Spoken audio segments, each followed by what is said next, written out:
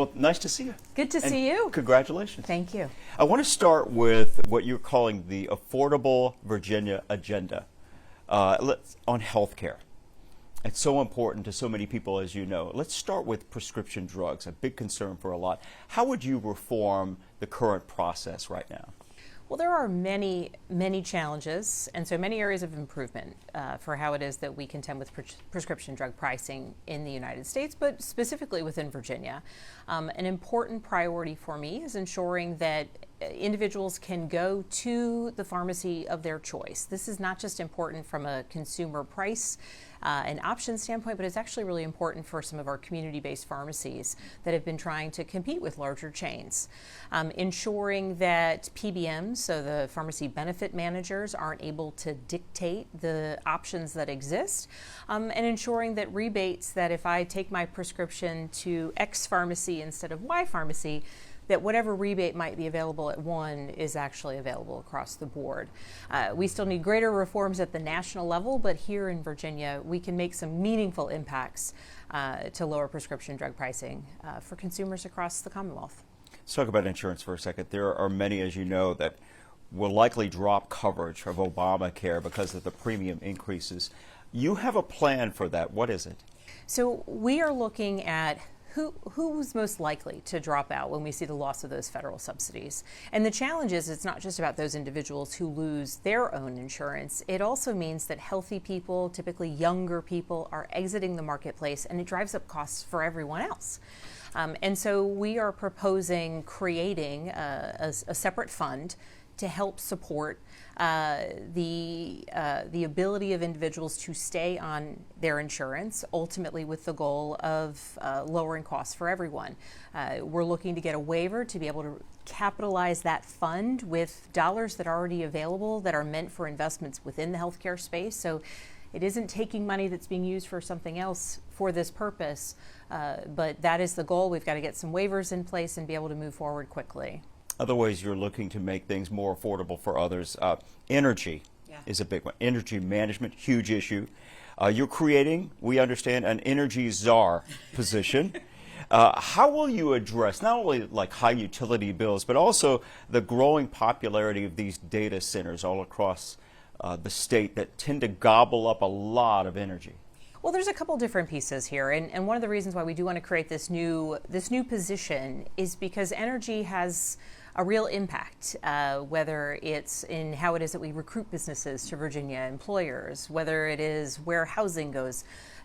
Virginia, we're the largest net importer of energy in the country. We're part of the PJM network. There are many issues at play that have been driving up costs. But as it relates specifically to data centers, we need a statewide strategy. Where do they want to go? More importantly, what communities may want to welcome them, because they can provide solid revenue. However, we need to ensure that they are paying their fair share and that when they come to a community, there is the ability to get them hooked up to energy distribution. There's also some really innovative ideas that exist about kind of behind the meter energy generation. So ensuring that when they come to a community, they're not just taking the energy there locally, but that they can be part of generating what their needs are. And in fact, there's at the federal level, an effort to try and proof of concept a couple different ideas related to charging data centers on military bases. So how would that work? So what they're, from the federal perspective, and certainly with so many military installations here in Virginia, I'm keen to look at this. It was an effort that would say for data centers, for energy generation, the ability to use SMRs, so small modular reactors, on military bases to charge some of their operations. Now, in Virginia, with a home to the largest naval base in the world, nuclear submarines, the Navy in particular has a real knowledge about how to handle nuclear reactors and nuclear generated energy. So there's a lot happening in this space, and I want Virginia to be at the center of it. When you're talking about data centers paying their fair share, is this something legislation would be needed, and that would be across the board, all across the state? So there, two pieces. There was just an SEC rate case that made clear that there needs to be a delineation between large energy utilizers and everyday consumers. And so broadly speaking, that's understood to be the data centers. But also recognizing the amount that data centers or other larger manufacturing, but typically we are talking about data centers in this particular case, that they do consume a lot of energy. And depending upon where they are in the state, that can create real challenges on our grid from both a generation but also a movement. Using energy storage, so battery storage, to make sure that when there are those peak moments, it doesn't create potential negative impacts, potential brownouts for people. And so included in what it is that I want this future energy czar position to really contend with is what are some of the requirements, some of which we might choose to legislate, or what are some of the best practices that we can say for any large scale energy user, particularly data centers that may come to Virginia, what are the best practices that a community, that a locality, that a city or town for the local government, when they're approving these, what should they be asking for? What should they be requiring of the businesses that want to come and invest in their communities? Okay. Continuing on the affordability issue with regard to public housing, you want to expand the supply of affordable housing. How would you do that? So this is a twofold piece. One, across the board, we need to build more houses in Virginia. We're in a great place. Many people want to live here, and we just haven't kept up with supply. When we look at the federally backed affordable housing programs, in many cases, some of those units, apartments, complexes, at the end of that term of affordability, they're sold to new buyers, to private equity, and very frequently being turned out of affordable housing. We want to give localities the ability, the first right of refusal, that when that term of affordability is coming up, if they want to try and ensure that that apartment complex or community stays in that federal affordability program, to be able to facilitate this. Frankly, this is legislation that's wholly responsive to the challenges I heard directly from mayors of some smaller cities and towns where you see one shift in the market and it raises prices for everyone. Increasingly, we also want to ensure that localities have greater flexibility in how it is that they are able to build the types of housing that they're building. Some limitations come from the state that go to localities. Want to give them more flexibility, and then ensure that funding that is available for low interest loans to build can be accessed for houses of kind of multi variable sizes. So we've got workforce housing, affordable housing, and communities that really are responsive to what it is that their citizens want. You essentially inherit Governor Youngkin's budget. Yes. Okay. It's interesting how Virginia does this, but his proposed budget is like $72 billion. There's no car tax repeal in it. However, there's some $730 million in tax relief. First of all, do you support that? So I will say, broadly speaking, I've been digging into the governor's budget, and I think there's a lot in there that will ultimately stay through the General Assembly's process. I recognize also that the General Assembly is going to put forth their budget, and then there will be a back and forth. And what will ultimately come to me to sign will be quite different than I think the starting point for the General Assembly and the starting point for the outgoing governor.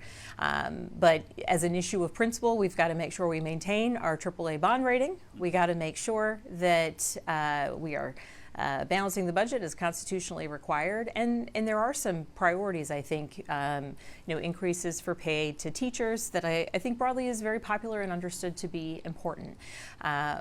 Notably, you mentioned the car tax. Mm-hmm. Into the future, I will work with anyone, as I always said along the campaign trail, to do away with this most hated tax. Mm-hmm. But the reality is that the hated tax also pays for local schools, local police, local fire. So we've got to make sure that we have a way for localities to be able to recoup that revenue if the state chooses to do away with it. For those, as you know, that were on the campaign trail, and you probably got an earful talking about the car tax repeal.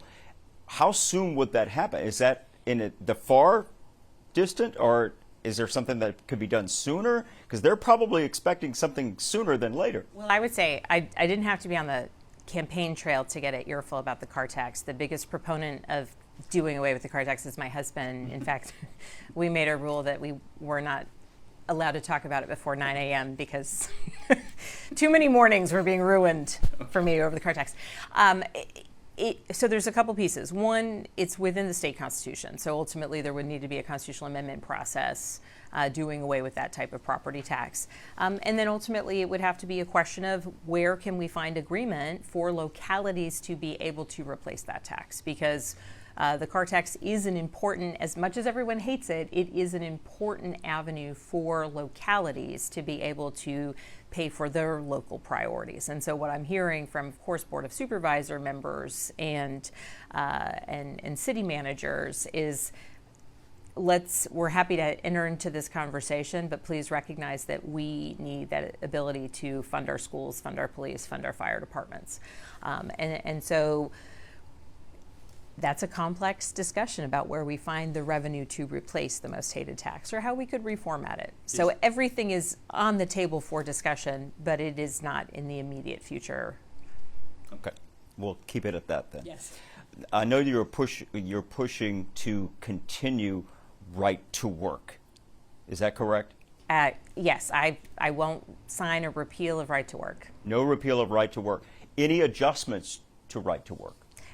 There are no ones that are currently being floated. There's discussion about allowing for state employees to be able to collectively bargain. That's something in principle that I support. And technically, because I am a kind of a technical policy wonk on this, that would be a change under the current statute, but as sort of is understood within the community, that not a repeal of the right to work. And if it gets to my desk, I'll veto it. Okay. On the economy and jobs, I know that you mentioned that you want to move fast on economic development. Give us some specifics about what you're talking about, what that looks like, and how soon could we see it? So Virginia is already doing great things as it relates to economic development. The EDP is a tremendous agency. This is a place where, I think the outgoing administration has done tremendous work recognizing the on-the-ground strengths that we have, particularly in the biotech space, particularly in advanced computing, and welcoming and ensuring that businesses that might wish to either come to the United States or expand their operations within the country know that Virginia is an option. But what I want to do to further expand upon this is, one, invest in ourselves a bit, make sure that not only is the governor the best marketer of Virginia, a place to bring your business, bring your investment, but also a marketer of Virginia businesses, particularly at a time when we're seeing real challenge because of tariffs and some of the retaliatory tariffs. It's not just larger scale companies or small businesses that are impacted. It's Virginia's farmers and producers. And so I want to ensure that everywhere we can be expanding markets, even domestically for Virginia grown products or produced products, that we're doing that. And that we're actually linking in a very complete and fulsome way what we know to be priorities of businesses that might be looking for places. What's the quality of the schools? Is there housing available for their workforce? What's the community like? Virginia, rates so highly on quality of life. We've got beaches, we've got mountains.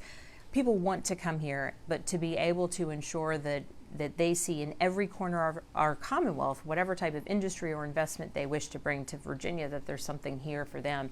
And that we have Secretary of Commerce and Trade, Secretary of Agriculture, Secretary of Education, Secretary of Labor, everyone working together, singing from the same song sheet, and working in partnership with VEDP to ensure that we are bringing as many businesses as we can. It also means ensuring more shovel-ready sites, particularly in places where we know some of our competitors, whether it's our neighbors to the south in North Carolina or a little bit further north in Michigan, that we are just as competitive on all accounts and more every time there's a business looking to coming our way.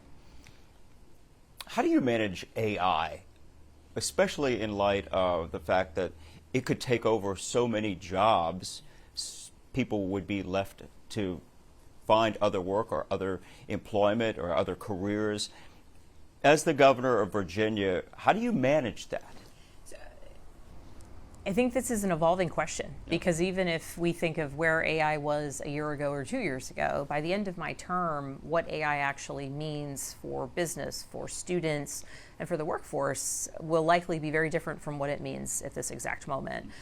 So we're looking at pulling together a working group to really get get to the business of kind of tracking the movement, working as potentially advisors to Secretary of Education, Secretary of Commerce and Trade, Secretary of Labor, to ensure that what we're doing within our K-12 programs, with what we're doing with within our community colleges, and even within our labor market, we have an understanding of where things may or may not be going, what opportunities exist, and what challenges Virginians or our workforce or our students may face as well.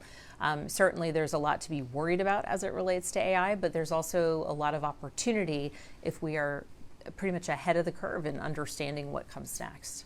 I want to talk about Scott Beardsley, who has been recently named UVA's next president. Before that, you had requested a pause on the Board of Visitors for making any kind of decision, but they went ahead anyway. Yeah. Do you feel slighted by that? It's not personal, and so what I submitted to the Board of Visitors back in November was a clear statement for me that I was going to appoint people very quickly to fill the empty slots. The Board of Visitors isn't at its full complement. It isn't statutorily compliant with Virginia law. And my request to them was slow this process. Soon enough, you will have a full board that is completely compliant with Virginia law. If you want to set the university up for success, if you want to set a future president up for success, ensure that there's no doubt hanging over their appointment or even the search process. You know, unfortunately, we've seen call after call for leadership to resign. We've seen votes of no confidence. And frankly, this is an unfortunate reality. And I think it creates a challenge for any incoming president. So it certainly isn't about me. It isn't even about now Dean Beardsley. It's about the process that they chose to leverage. And I think the complications it now creates for the university and for the beginning of his tenure as president. Do you support this particular move for him to be the new president? So I think on paper, I haven't had the opportunity to speak with him yet. On paper, he's highly qualified. He's clearly devoted to the university. And so there, again, if ultimately the choice was going to be a dean from within the university community, why rush it?